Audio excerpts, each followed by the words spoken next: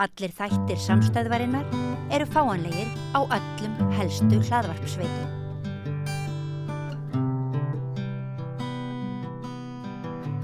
Komið sæl og verið velkomin í bókaspjalli við Rauðaborðið. Ég heiti Oddný Eir og með mér er Vigdís Grímsdóttir, skáldkona, og við tökum svona rithöfund á beinið dálítið eða þannig í spjall. Og í dag er hjá okkur Bragi Ólafsson, rithöfundur og skáld og tónlistarmaður, og hvað ert þú meira svona útgefandi eða? Já, í svona hliðarstarfi, já. Ólaunuðu hliðarstarfi. Og svo varstu líka einhvern tímann fjölmiðlamaður. Var það? Í einum þætti þess að þú varst að kynna, þarna tókst þér gestastjórn á Kaffi List. Já, það var einmitt, ég hafði steinglemt í þegar ég sá þetta.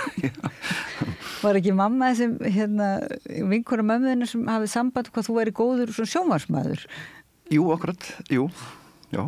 Þetta bara steinglemt, ég bara man ekki ennþá eftir. Það var verið að endurflytja ykkur eldgamla þætti. Já. Það voru fengnir svona gestastjórnendur og það var svo fyndið að sjá þetta því þú varst eftir svo virkilega svona góður í þessu hlutverki. Þannig að maður sá þarna fyrir sér að þú hefði getað bara orðið svona fínn sjónvarpsmaður í... Þess vegna hef ég kannski viljað gleyma þessu bara svona, svo ég færi ekki þá braut, Og mikið er í fegin, að gera þetta ekki, Já, ég veit það ekki, kannski væri... Eigum að fara að rífast það þá. En við erum samankomin til að ræða nýjustu bók þína sem heitir Innanríkið Alexíus. Er sem sagt, Innanríkið er aðaltitill, Alexíus er undirtitill. En líka hægt að segja innanríkið að Alexíus sé þitt innanríki, eða innanríkið Alexíus. Alexíus er bara undirtitill og ég hafði hugsað mér að því planið var að skrifa fleiri bækur undir þessum titli innanríkið og ég var að hugsa að hafa innanríkið 01 Alexíus. En svo var mér bent á að ýmsir þar á meðal Sigurður Nordal hann alltaf skrifaði íslenska menningu númer 1, svo kom aldrei annar og einhverju fleiri höfðu lent í þessu að bara stranda í fyrsta bindinu. Þannig að ég bara að því Alexíus hefur í rauninni bara með þessa bók að gera en Innanríkið það verður titillinn á þessa seríu ef hún verður Já, sem ég vonast til. Þú sagðir einhverstaðar að þú sagði fyrir 9 bækur. Var ekki rétt? Jú. Þannig að það er engin ástæða fyrir þig til að efast að það verði ekki. 9 bækur þar sem Innanríkið er fyrsti titill. Eða er bara 9 skáldsögur út frá því sem þú talar hér? Nei, er sem 9 bindi af Innanríkinu. Já, og en það getur gerst sem sagt að til dæmis að næstu bók verði að hún hafi 2 undirtitla. Þannig að ég flýti mér aðeins að afgreiða 9 binda verkefnið. Já. Og ég leit svolítið á þetta sem tilraun, ef að þetta einhvern veginn gengi ekki upp þá bara væri þessu sjálf hætt og reyndar líka útgáfan er tilraun hjá þessu hjá útgífandanum, hjá Smekkleysu. En þetta virðist alveg hafa gengið upp, þannig að ég bara en ég meina, ég er ekki að bara ég er ekki sestur í einhvern helgan endurminningastein, ég er ekki bara að fara að skrifa endurminningar sem þessi bók er að upplagi. Þannig að ég er að fara að skrifa ýmislegt annað líka. Þannig að þú ert svona, maður finnur það upp að þú ert svolítið svona hrættur við þetta, að endurminningarnar séu svona ellimerki eða bara einhver dauði í því formi svona. Verður það ekki upplætt að biðja að lesa byrjunina? Jú. Á bókinni, Jú. Það er svo margt gott í þessari byrjun, Bragi. Ok. Þú segir það. Já, sumir skáldsagna leggja mikið upp úr því að fyrsta setning bóka þeirra sé sem eftirminnilegust. Eitt þeirra reyndi svo mikið að útkoman var þessi. Ég var í baði þegar Hitler komst til valda. Eða, þegar Hitler komst til valda var ég í baði. En hér kemur reyndar fyrsta neðanmálsgrein bókarinnar, þannig að ég læt hana fylgja. Það var alls ekki ætlunin að vera með neðanmál á fyrstu blaðsíðu og þaðan af síður að nefna Adolf Hitler 5 sinnum á einni og sömu blaðsíðunni ef með eru talin þau skipti sem það er gert í þessu smáa letri. En stuttu áður en bókin fór í prent rakst ég á setningu í endurminningum listaverkasafnarans Peggy Guggenheim sem óneitanlega rímar við Hitler og baðferðina, setningu sem Peggy var ráðlagt að fjarlægja úr bókinni sinni þegar hún var endurútgefin, án þess þó að hún tæki mark á þeirri ábendingu. Daginn sem Hitler réðst inn í Noreg réðst ég inn á vinnustofu Lessers og keypti af honum dásamlegt málverk frá 1919 á $1.000. Hann, Lessier, komst aldrei yfir þá staðrind að ég væri að kaupa málverk á slíkum degi. Og svo heldur ofanmálið áfram. Þetta hér er ekki skáldsaga, ekki beinlinis og ég hef ekki áhyggjur af þessu með fyrstu setninguna. Og hef líklega aldrei haft, það frekari ég eyði púðrinu í þá öftustu fyrir þá lesendur sem standast ekki freistinguna að kíkja þangað fyrst áður en þeir taka ákvörðun að kaupa bókina eða taka hana á safninu. Aftur á móti hef ég áhyggjur, þær hef ég alltaf haft og núna beinast þær að því að ég sé mögulega að stíga eitt stórt feilspor með því að skrifa bók sem er ekki beinlinnis skáldskapur, að ég sé jafnvel að grafa mína eigin gröf sem höfundur. Því það hef ég aldrei gert áður og þá ég ekki við að grafa mína eigin gröf þótt ég hafi nú þegar tekið nokkra skóflustungur, heldur að gefa út texta sem reynir að sneiða hjá skáldskap og byggja þeimun meira á því sem ég datt ekki í hug sjálfum. Frá minni hendi er hugmyndin samt ekki ný. Hún var fyrst til fyrir rúmum áratug en kann þess vegna hafa orðið til fyrir 2 mínútum því ég er enn að efast raunhæfi hennar og mig sjálfan í leiðinni fyrir að hafa látið þetta trufla mig í meira en 10 ár. Það sem einnig hefur fengið mig til að efast að ég sé ekki orðið nógu gamall til að leyfa mér að líta tilbaka á þennan hátt. Ég hljóti að þurfa að sanka að mér meiri reynslu fyrir slíkt verkefni. En auðvitað stenst sú hugsun enga skoðun því það er einmitt á þeim aldri sem ég er á núna sem gera má ráð fyrir að mestöll reynsla sé að baki ef frá er talin sú sem ég mun sjálfur ekki hafa tækifæri til að tjá mig eftir á nema þá ef til vill í gegnum fólk sem sérhæfi sig í að koma á slíkum tjáskiptum. Já, þá ætti ég bara að segja þetta gott. Já, takk fyrir, kærlega. Það er alveg rétt hjá þér, Vigdís, að það er kemur ansi margt fram þarna. Já. Það er svo spennandi við líka frásögn þessar skálds í þessari bók. Sko, hvað er alveg hann er algjörlega laus við tilgerð. Hann hefur það sem sannara reynist sem er alveg örugglega lygi. Hafnar skáldskap og þá spyrir maður sko, já, er það hægt með svona höfund sem situr hér? Er það hægt að hafna því að það vefjis ekki eitthvað inn sem er bara hrein og klár lygi?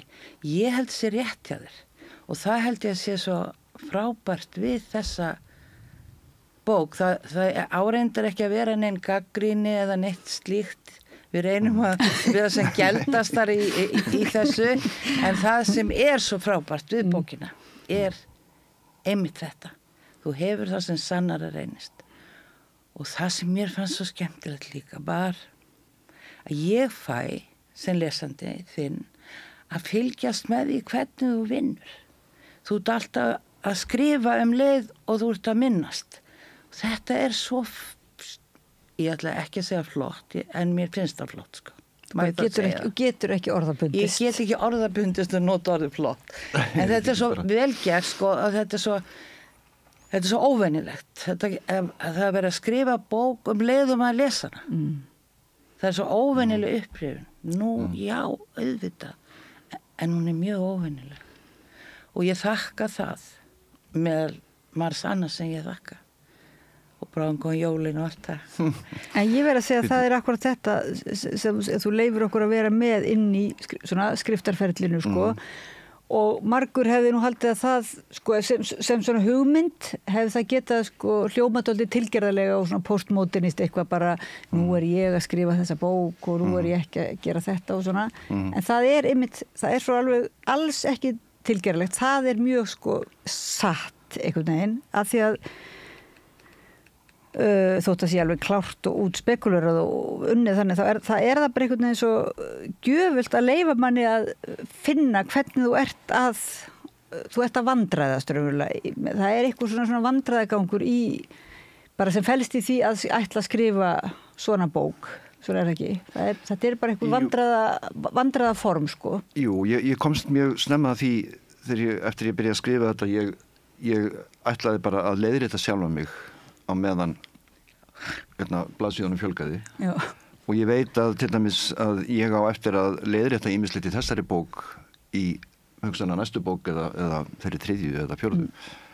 En nei, fyrir mér kemur þetta rauninni eðlilega, sko, þetta að því þetta semst að segja frá sjálfum sér og leyfa sér náttúrulega að fara frjálslega með minningar og að þetta gefur mann rosalega mikið frelsi, sko. Það hefur verið sagt við mig, sko, en samt, sko, eins og hefur verið sagt við mig að sumir lesendur upplifa þetta eins og þetta sé bara skrifað bara svona í einni bendu eða sem sagt án svona að fara yfir þetta, þá það alls ekki satt, sko. Ég hef búin að vera bara rétt eins og ég leiðrétti mig í textanum og leyfi því að standa, að þá ég búin að fara mikið fram og tilbaka í svona editeringu. Já, þú sást það nú, Vigdís, þú sagðir það að þetta væri greiðlega mikið vel unnin texti, sko. Rosalega vel unnin leið, sko, börðuð, þessi leið sem þú ferð, finnst mér, sko. Þetta verður alveg þú ert alveg búin að finna þína aðferð og náttúrulega, já, svona þinn tón en líka þína aðferð í þessu formi sem eiginlega, já, þá eiginlega áskorunin í náður, ekki? Af því að það alltaf hræðilegt að leggja upp með að skrifa endurminningar eða svona sjálfsæfisögu eða skáldæfisögu eða eitthvað af því svona og lenda inn í sjálfsæfisögu einhvers annars. Það dálítið svona kannski, eða ég veit ekki, segjum þetta sé skáldæfisöga sem að það má alveg fara undir þann flokk. Að þá hún einstök að þessu leiti hvernig þú byggir hann. Það hvarfla aldrei að mér að þetta hefði gerst bara svona. Nei. Aldrei. Nei. En þetta gaf mér til dæmis það að ég fór að hugsa minnið. Prófa að setjast niður, sko, og skrifa allt sem þú hefur upplifað í dag, segja það. Og það sko sannarlega sikksakk. Og það sem svo ánægilegt með bókina, hvernig hún tekur mann fram og tilbaka í tímanum og maður alltaf spenntur yfir hvað dettur honum í huga að gera núna. Hvernig hægt að gera þetta? Þetta hægt að gera það vegna þess að þannig virkar minnið. Og mér finnst það svo flott aftur. Flott. Þú sagðist ekki vel að vera með gagnrýni en ég meina, alltaf við vitum alveg hvað gagnrýni þýðir, það að rýna til gagns. Já, jú. Dóma, við vorum að tala um að vera ekki með svona dóma að vera með gagnrýni mitt, alveg rétt okkur langar til að vera með gagnrýni svona gagnrýna umræðu en ekki svona hauskúpu dóma eða þannig. Já, nei, ég meina að því bara það sem ég núna bara heyra frá ykkur og þegar við vorum líka að spjalla á þann, sko, minna þá nýtist það mér í rauninni bara til þess að hugsa við áframhaldandi skrif, sko. Ég allavega einn af þeim rithöfundum sem að ég les gagnrýni á mína bækur og ég tek sumt af því til mín og reyna að læra af því, sko.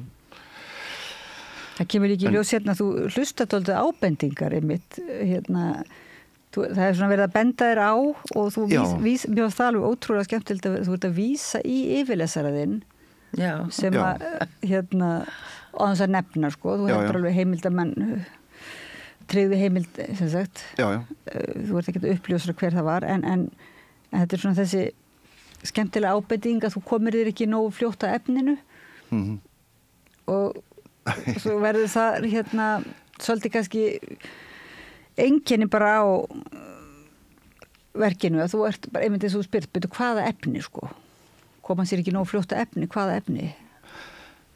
Já, ég kannski er svona að ég var einhvern tíma vændur að hafa ekki haft neitt erindi sem rithöfundur í 13 ár. Það gerðist út af ákveðnu máli í í bara minni útgáfu og þetta hefur alltaf setið í mér sko og ég hef aldrei litið svo á að ég hafi erindi eða sko ekki erindi sem ég set fram sem ég hugsa sem erindi en það er erindi í sjálfu sér sko, hvað er verið að segja svona eitthvað en samt sko ég reyni að láta alltaf neitt frá mér sem að segir mér ekki neitt sjálfum en ég svo býð ég bara þegar bókin er komin út og það bara kemur í ljós hvort það segir ykkur öðrum eitthvað en já ég held sko að mjög margir geti samsama sig við þennan texta það er kannski ekki eins og sömu bækurnar sem maður hefur lesið en þessa leið ég var að tala um það við þig held í bílnum á leiðinni hingað að þarna sko maður les þessa bók fyrsta skipti þá les maður hana og gerir sér svona grein fyrir byggingunni, ferðalaginu, siksakinu tímanum, skemmtilega fólkinu og öllu þessu sko svo þegar maður er búin þar sem já en sko mér langar að lesa hana aftur og mér langar að lesa hana ekki því ég þarf að lesa hana og þá langar mig að lesa hana út frá öllum þessum bókum sem þú nefnir öllum þessum höfundum sem þú nefnir og fara þá leið inn í hana það er allt önnur leið það er opið sko frásagnarformið verður opið þú getur valið hvað leið þú ferð mér langar líka í leikföngin og fara þá leið og í alla tónlistina marga sem ég þekki alls ekki þannig að þetta verður svona eins og gormur þú veist að það gefur svo mikið og mér finnst þessi text einmitt gera það og það er sjálfsagt alls ekki neitt erindi að hann gefur lesandanum og það er gjöfin sem skiptir máli það er ekki bara jólapakkarnir, það er líka bækurnar og mér finnst það fjandans nóg erindi annars skil ég ekki þessa hugmynd sko, erindislesuna Nei, það er náttúrulega kannski, þá er það líka verið að aðskilja einhver svona boðskap eða ekki og náttúrulega kannski svo, þetta er ekki eins og þetta sé í lausu lofti, sko, þetta er náttúrulega í ferli þinna annar að skrifa, finnum maður alveg að það er raunverulega, þú varst alltaf og ert alltaf að búa til raunverulega einhverja aðferð til þess að sjá heiminn og til þess að, til þess að skrifa og svo hafði svo aðferð þú segir mjög mikil áhrif á íslensku bókmyndum og svo kannski þegar fólk farið að venjast henni á einhvern hátt eða bara finnst þú ekki eins furðuleg að þá er það bara allt í orðið eins og það sé ekkert erindi sko. Getur það verið? Var þetta ekki á einhverjum tíma þar sem einhverju höfundu voru sagt að þeir ætti ekki erindi, voru fleiri ég man það ekki, ég man samt eitthvað eftir þessu svona. Já, eða sko neyrinni kannski bara er að ég hef ekkert á móti að sko erindi, ég er náttúrulega bara vil að bækur segja manna eitthvað en það kannski, ég hugsa stundum bækur sko að það er bækur sem að sko að segja þér eitthvað og þær sem að reyna að miklu afli að segja þér eitthvað og ég held að ég flokkist í fyrirhópin en eins og þú ert að tala sko, kannski er bara frásagnar aðferð mín til dæmis í skáldsögunum og bara öðrum skrifum það er kannski bara mitt erindi ég bara, og það er ekkert bara náttúrulega þú veist, það er svo mikið og fyrir utan það að það væri ekkert að smætta skáldsöguna þína niður í einhverju eina aðferð þú veist, af því að það er verið að endurnýja það í hverju verki sko og gera tilraunir í hverju einasta verki þannig ef að það er ekki neitt þá er það svolítið sérstakt sko en þú segir líka einhvers staðar merkti ég við að þér finnist mjög gaman að lesa bækur sem að leyfa þér að einhvern veginn spegla sig í þeim eins og Vigdís er að segja þetta er umlega í staðin fyrir að séu bækur sem að segja manni eitthvað sko eða þetta er að gefa manni tækifæri til þess að eiginlega hugsa sjálfur eða eitthvað hugsa sjálfan sig eða eitthvað þannig. Mér fannst þú einhvern veginn skrifa það. Já, líka það sko þegar eins og þegar ég sitt þarna í bókinni á spjalli við ameríska konu, tónlistarskripen sem ég hitti af tilvílun í byrjun bókarinnar. Kelly. að að þegar að sko önnur manneskja sem að maður að tala við hefur lesið eitthvað svona það sama og maður sjálfur sem að kannski oft svona eitthvað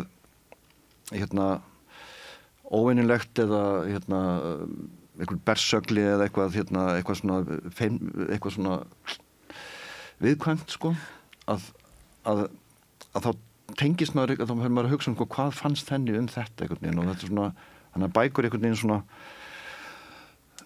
búa til eitthvað svona samtal þú veist þegar maður veit að annar hefur lesið textan og þetta bara svipað eins og náttúrulega bara þegar ég veit sko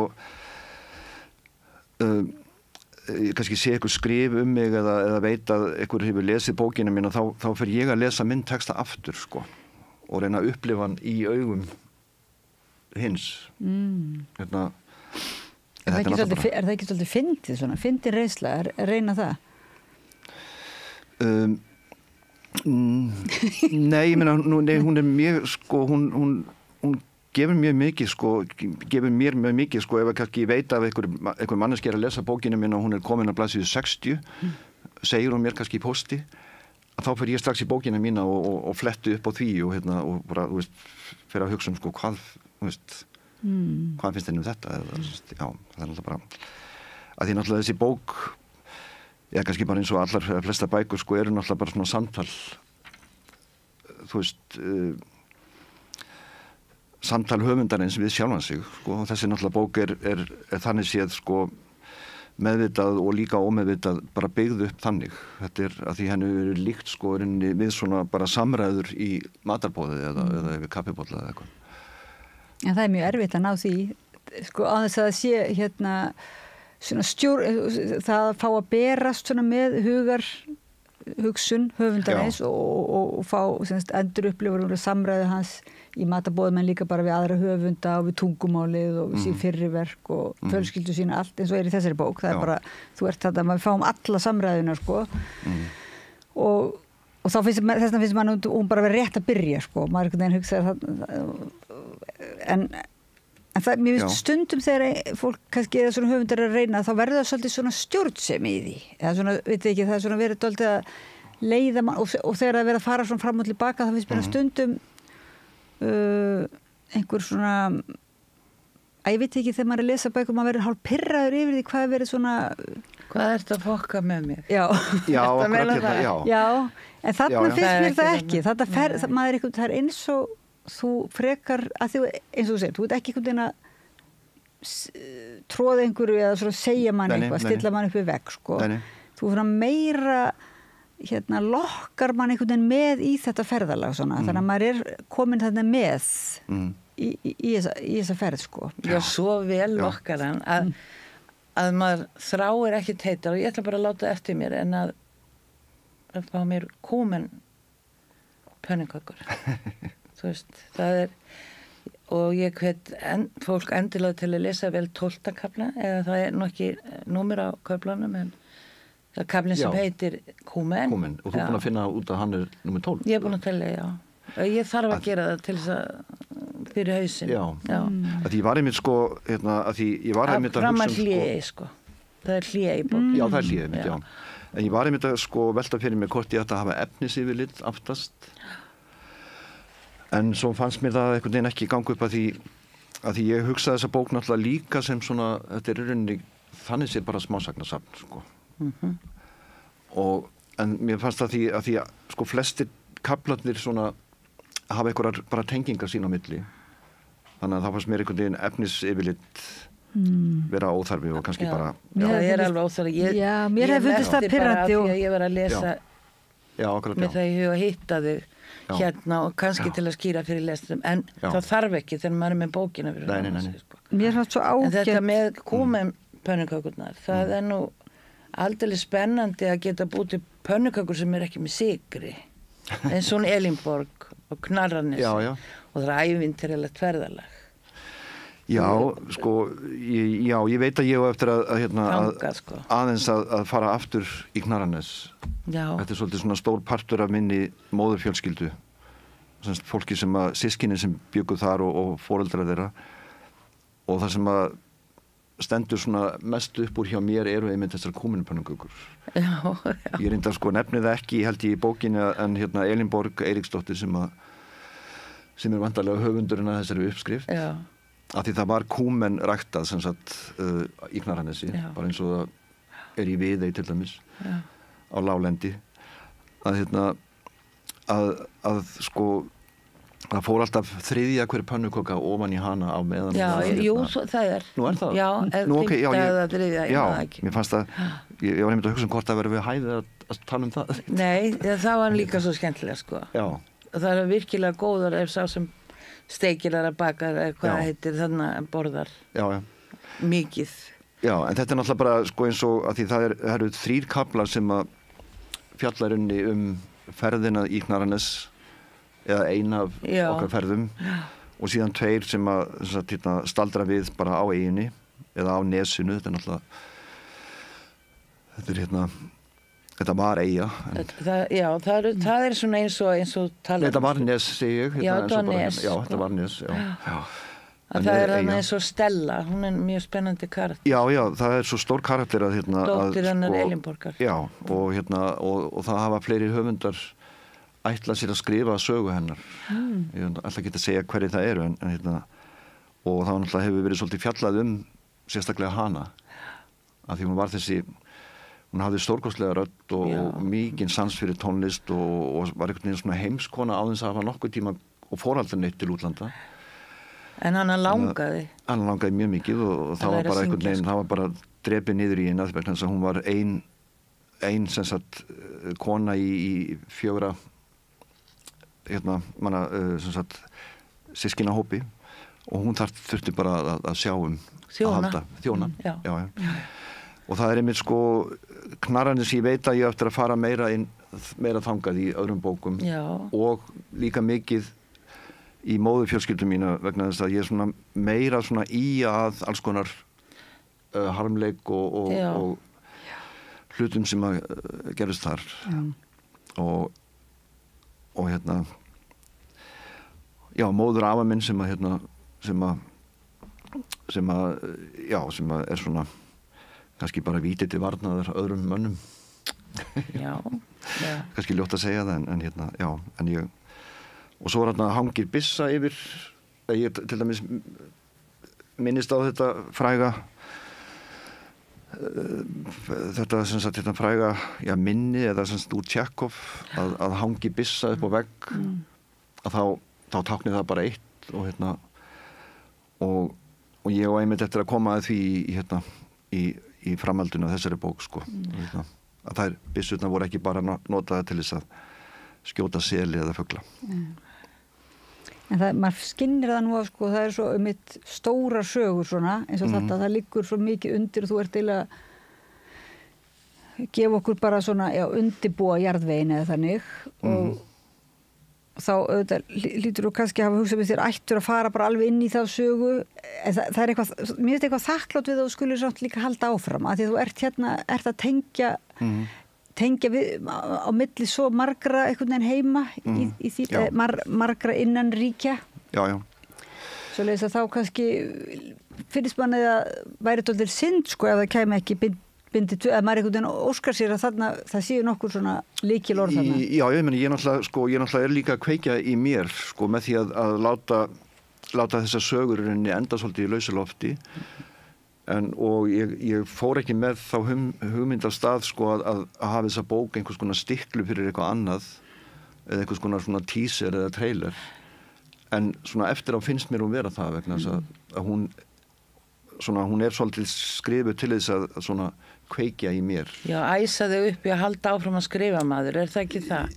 Jú. Er ekki tala það? En svo þú getur talað teaser og stikla og þannig til þess að þú haldir áfram að skrifa sem þú gerir. En þessi bók stendur alveg fyrir sínu einn þó kæmi ekkert meira. Skilur við? Nei, mér finnst það bara gott að heyra það sko frá lesendum sko og ykkur en auðvitað þú veist hugleiði maður svona líf þessara konu eins og Stellu sem að foreldrarnir hreinlega komi í veg fyrir að hún geti nýtt sér það besta sem hún hefur að geyma og gefið öðrum sem er röddin og hún þarna og maður skilur þetta með músina sem hún stígur á og hundin sem hún skýtur af því að það komi svo mikið reiði Já, það er einmitt og ég bara hlakka til að lesa meira hana Já. Og þetta fólk og eins og afaðinn og sko það ekki gleyma því að það eru myndir í þessum bókum og það er þannig til dæmis með Knarrarnesferðina sko. Það er mynd af fólkinu í Knarrarnesi og maður fyrir að skoða þessa mynd já og það er mjög gaman að því hvernig myndirna koma inn sko. Eins og þegar þú ferð þarna á Dunhagan og í dag sko það verið að gera upp þetta hús er allt nýtt og þetta gamla sem kemur og þessi kallar sem byggu þarna og afiðinn Sigurjón og ammaðinn og hvað hann hafði rauninni mikil áhrif á þitt líf hann afiðinn þó svo að Já sko ég í rauninni þekkt hann ekki sko hann dó þegar ég var 5 ára Já, þó svo hann væri dáinn fyrir minnið þitt En hann alltaf bara litaði sko eða sko bara uppeldi systkinanna og sambúð hans og hjónaband með ömmu hefur bara litað okkur ég held ég bara hugsi til þessara fjölskyldu okkur einasta degi og ég er ekki að íkja sko með það þetta Þú ferð þarna upp til þess að taka myndir af það er verið að byggja þessa hæð upp á nýtt sko. Og þetta er bara mjög skemmtilegt að sjá hvernig þetta er svo ég segi nú ekki flott þú veist að sjá hvernig þetta er byggt í kringum myndirnar líka og myndirnar gefa textanum ég var náttúrulega heppinn sko að því ég sé þennan kafla þar sem ég fer inn í þessa gömlu íbúð sem við verið að gera upp þar sem ég var sem krakki og sem að ég upplifið svona sem rauninni svona kjarnan í bókinni þó að rammin utanum maður sé Alexíus sem að birtist föður mínum að þá finnst mér þessi íbúð og þessi heimsókn mín í þessa gamlu blokk ég sá að það náttúrulega var verið að ég vissi að það var verið að gera þetta upp og ég bara og fer hann í hádegin og ákveð bara að spyrja iðnaðarmennina hvort ég megi aðeins koma upp en svo voru bara allir í mat þannig að ég hafði bara frýtt spil og þetta bara valsað þannum og það, þó ég segi í bókinni að þetta hafi ekki haft þau miklu áhrif á mig sem ég hélt að það myndi hafa en þá svona eftir á finnst mér svo dýrmætt að einhvern veginn að koma þarna þar sem að ég upplifði margt og margar mjög skrýtnar sögur gerðust margar sögur sem að rötuðu ekki inn í þessa bók sem að Þetta verður náttúrulega svolítið svona að sér eiginlega bara eitthvað svona hálfgerð yfirlýsing ákveðna tegund af bókmenntum eða svona skriftarreiðslu sko.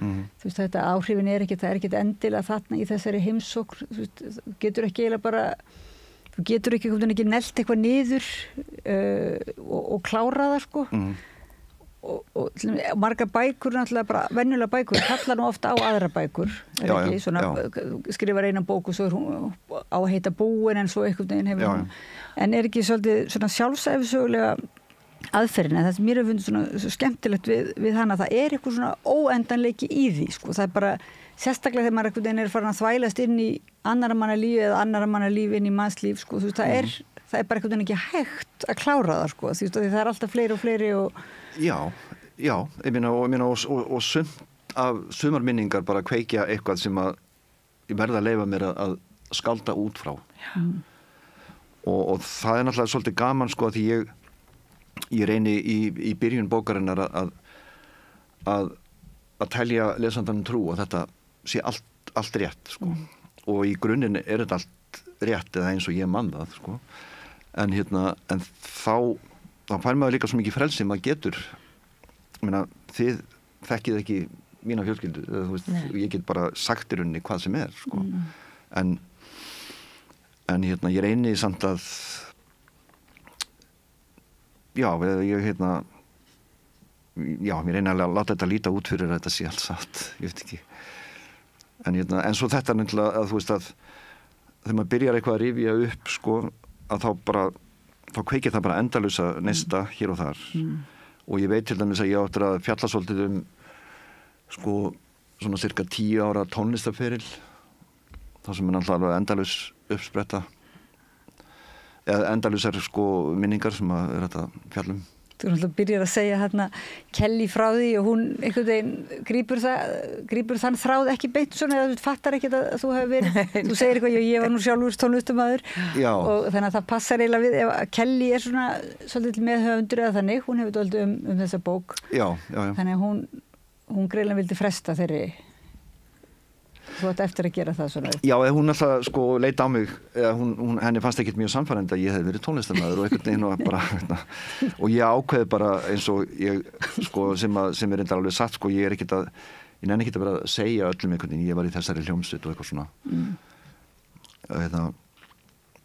en já, hún er bara komast að því sjálf Nei, það er líka svolítið skrítið þegar þú ert byrjaði svona, þá er líka svolítið skrítið að segja ekki frá því sko það væri líka tóltið einhvern veginn furðulegt sko, af hverju ekki að tala um þá reynslu og þarna náttúrulega svo sér maður líka og í tónlistinni og þú sem rithöfundur kannski er það nokkuð mjög mikill svona, þetta með sannleikan og lýna, þetta er ekki bara raunveruleikin og skáldskapurinn er einhvern veginn bara það er bara samofið bara. Já.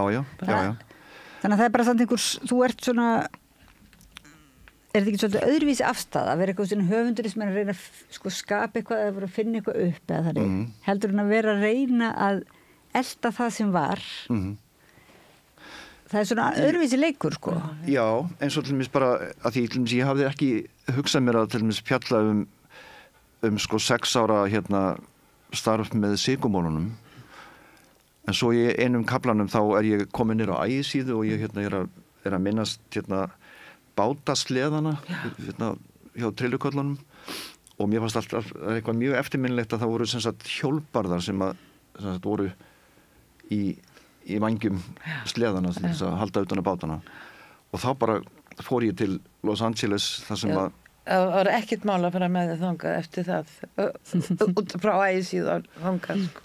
Nei, ég meina, já, ég veit ekki þetta er alltaf bara segir svolítið aðferð bókarinnar að það er bara eitt hlutur eða manneski að kveikir á einhverju sem ég bara leyfi mér að fara í framhaldinu.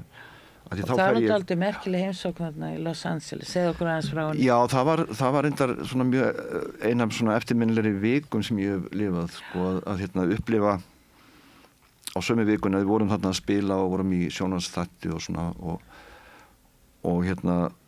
og þarna var mjög stór jarðskjálfti í byrjun vikunar og í lok vikunar, rétt daginn áður en við fórum heim, að þá brutust út óeirðir þegar 4 lögreglumenn voru sýknaðir af ofbeldi gagnvart blökkumanni, Rodney King.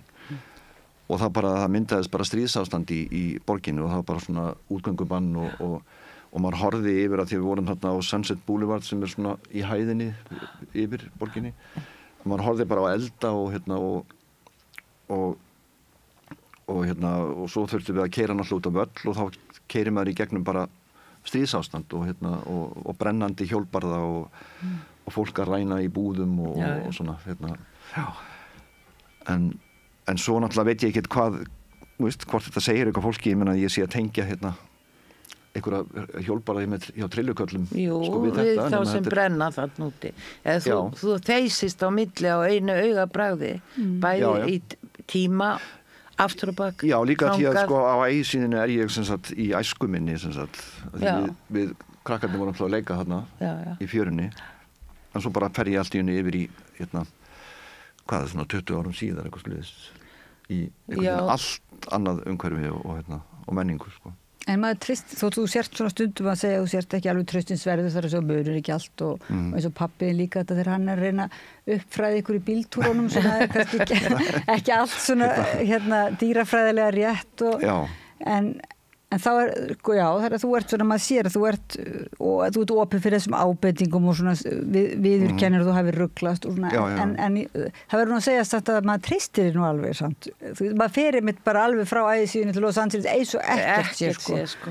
Og maður treystir því alveg að maður einhvern veginn komist heim aftur eða er bara kannski alveg sama, það er náttúrulega eitthvað svona sko það er líka svona, ekki bara afstæða til bókmyndar en það er líka svona ákveðin lífsafstæða finnst mér sem að kemur, það er einhver svona kúlheit eða ég veit ekki alveg hvað það er svona þessi svona ég veit ekki rockar lífið það bara gerist er einhver svona rock, svona töff auðmýkt einhvern veginn svona, eða hvað kallast þetta svona? Töff auðmýkt, ertu að væna mig það? Nei, ég get ekki alveg lýst því, sko, hvað það er svona að vera, bara svona, nei, bara það er að sleppi frá mér hvað það er, sko.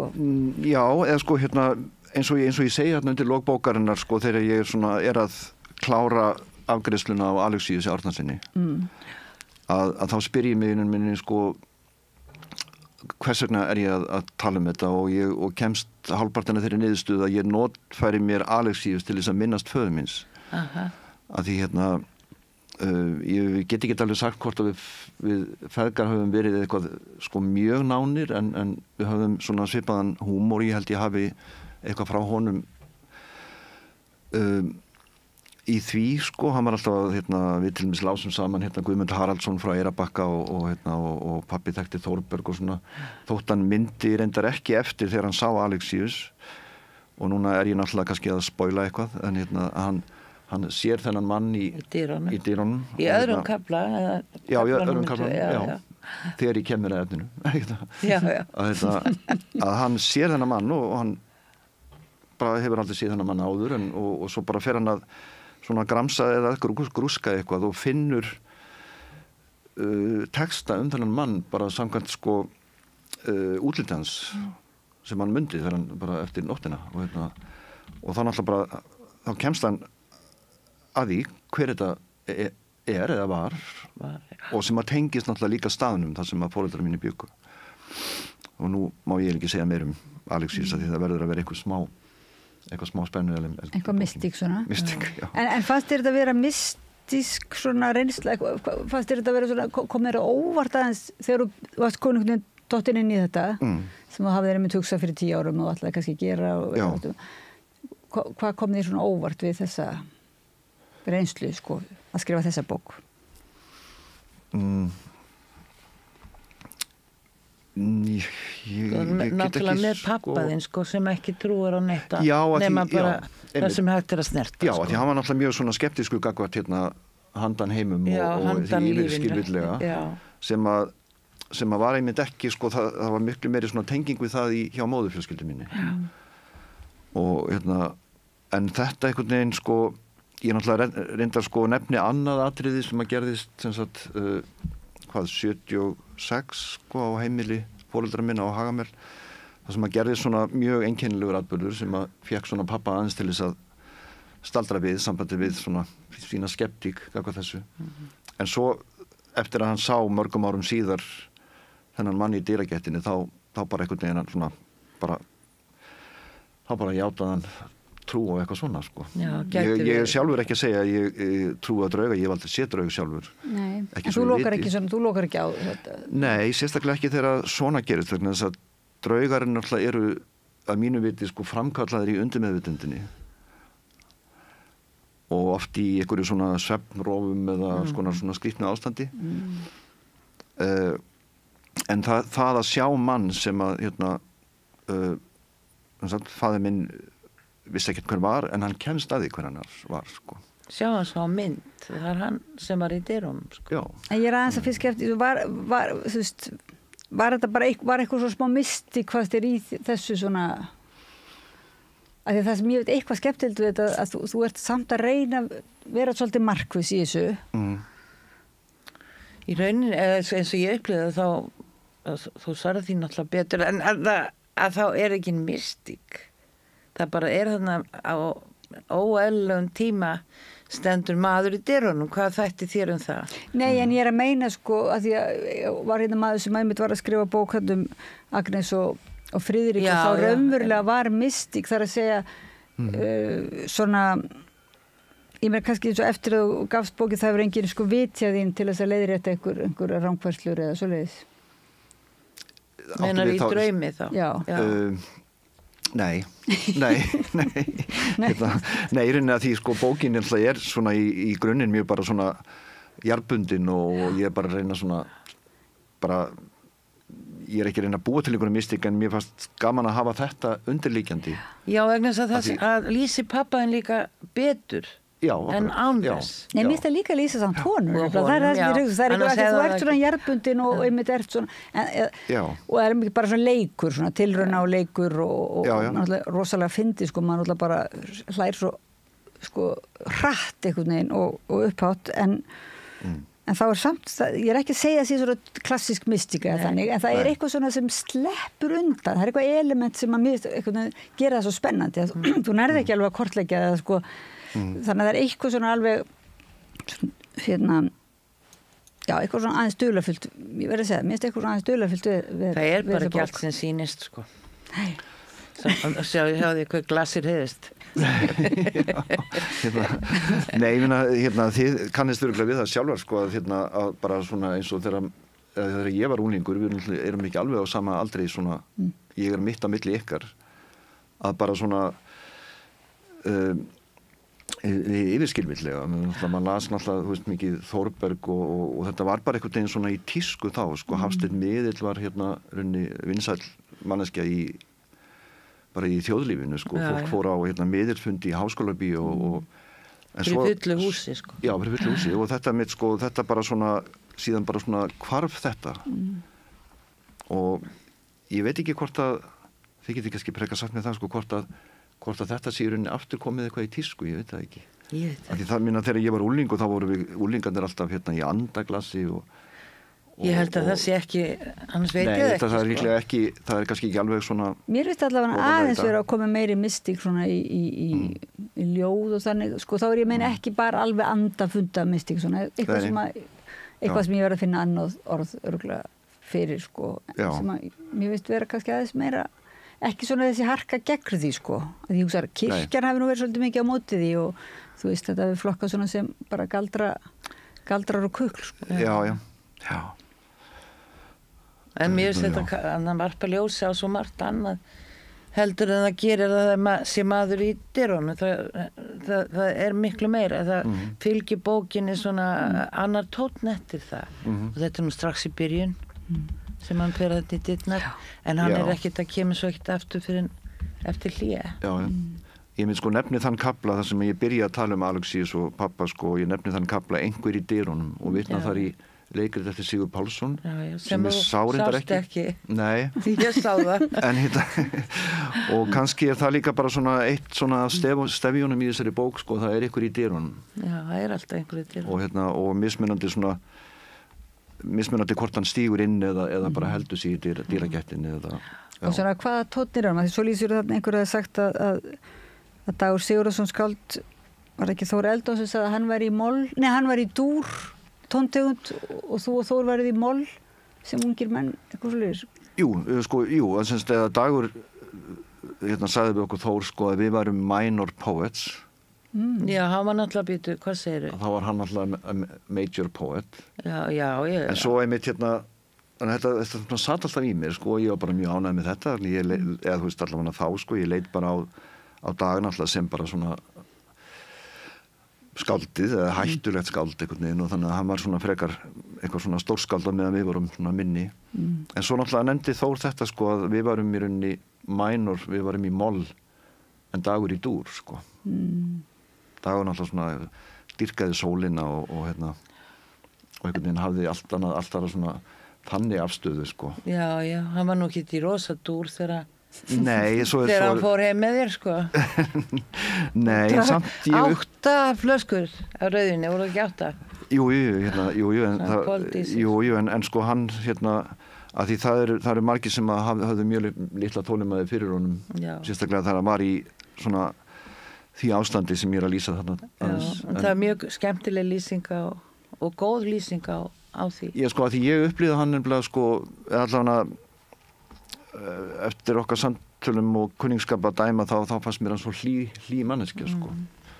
En hann alltaf var ekki, hann svona, hann þótti stundum betra að þykja en gefa. Eða sko í svona Hvað sagður, sko, ég mig frá mér til mín, það er heitt hann sig frá sér til sín. Já, og orðar þetta þannig. Og það segir náttúrulega margt. Já. Eða allt, sko. Já. En ég minna hann Já, bara eins og Þórbergur, þá hafði náttúrulega Dagur svo rosalega áhrif á mig svona þegar ég var að byrja að yrkja og skrifa. Og ég finna, það er ekkert allir á sama máli eða semst á því máli að hann hafi verið eitthvað stór skáld, sko. Ég meina... Já, mjög... Thor Viljámsson kallaði hann alltaf bara bernskan mann, sko, bara svona einhver óþekkur krakki. Það eru 2 myndir af honum í bókinni. Já, þú tókst minnskust aðra. Já, ég tók báðar, sko. Tókstu báðar, já. Ég verð að segja að mann hlakkar nú alveg til að kannski heyrum fleiri áhrifavalda svo kallað, áhrifavalda í þínu lífi, því þeir koma nú alveg einmitt nokkrir fram, sko. En svona listrænir áhrifavaldar eða svo leiðis og bara það væri nú líka skemmtilegt að ef maður má óska svona, ef maður má sitja inn og pöntil. Já, meinar þessi núna eða í næstu bókum? Í næstu bókum. Já, ég er örugglega eftir að tala meir um það, sko, en svo ég veit ekki hversu svona fallega það hljómar, sko, þannig að á ég marga áhrifavalda bara í gegnum tíðina, en mér finnst núna eins og ég sé bara orðin minn eigin áhrifavaldur, að ég kannski er bara meira nú svona miða við, þú veist, það sem að ég hef skrifað og út frá því hvað ber að varast og veist, þannig að Það passa að vera ekki eins og Dagur bara ég og mig frá mér. Nei, ég veit það. Nei, það er, þú veist, náttúrulega auðvitað eru ennþá skáld og rithöfundar að hafa áhrif á mig og þú veist, en svona... Og þú að hafa stöðugt áhrif á aðra, sko.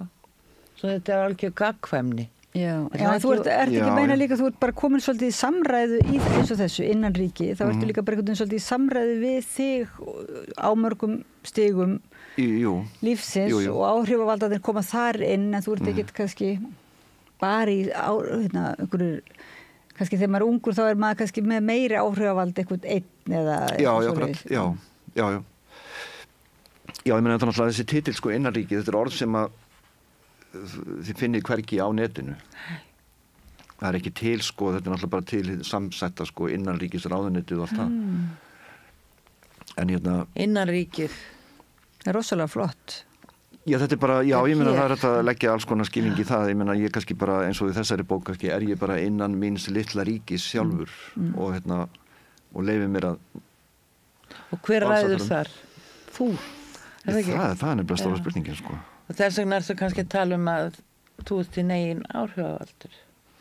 Já, þetta er náttúrulega bara svona... Í þínu innan ríki. Já, en þú veist, ég get ekki fullyrt þetta, sko, eins og til dæmis ég segi þarna þegar ég hitti Kelly í byrjun bókarinnar og hún er að spyrja til vegar og hún svo spyr hún, ert þú hérðan? Já. Og ég segi bara það, ég veit það ekki, það er spurning. Þannig að það er, maður veit aldrei neitt, sko. Já, það er maður er kannski bara að handan eða eitthvað, þetta ekki. Það heldur að við vitum eitthvað hvort þetta er hérna á samstöðinni, þannig að ævintýrlega stöð, sko. Þú kenntir nú álfum, er það ekki á Ströndum? Jú, málfræði. Kenntir álfum málfræði. En þetta sem að segir, sko, á ég að vera að fara, nú veit ég ekki hvað klukkan er. Ég ætlaði einmitt að segja þér sem kennar að það er nefnilega komna frímínútur. Já, það ætla ég að vitni í bókinu. Það er bara til eitt svar við þessari spurningu sem kemur fram hér.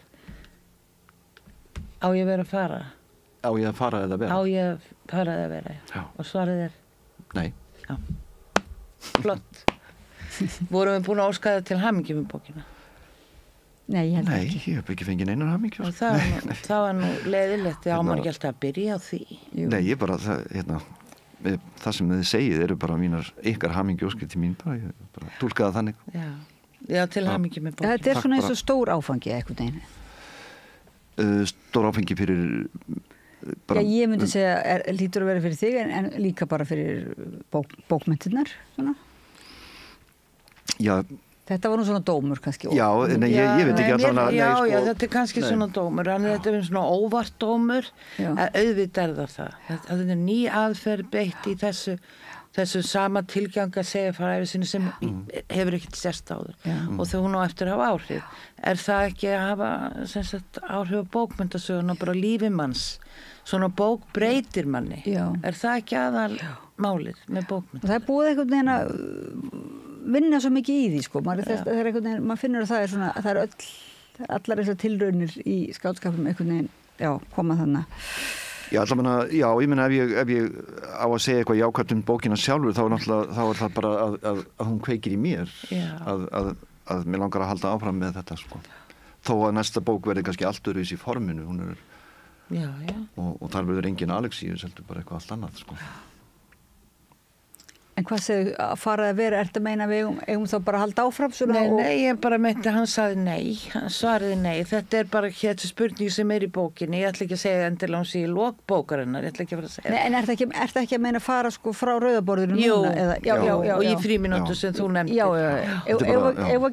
Ef bara kannski taka þá frímínútur, sko, ekki beinlínis að kveðja hlustendur og áhorfendur, sko, við þökkum fyrir allavega að vera með okkur hérna í fyrri tímanum, ég heiti Oddný Eir og hér er Vigdís Grímsdóttir og við erum að tala við Braga Ólafsson bók sem heitir Innanríkið Alexíus, sérstaklega fyrir þá sem er að hlusta á okkur sko í útvarpinu 89,1, þá er oft, þegar fólk sér ekki sko, kannski veit ekki alveg hverjir eru og það er mynd af Alexíusi hérna á fyrir þá sem eru, en við ætlum að halda nefnilega áfram, það er að koma til okkar 2 skáldkonur og bætast koma inn í samræðuna til okkar, þannig að ekki fara langt.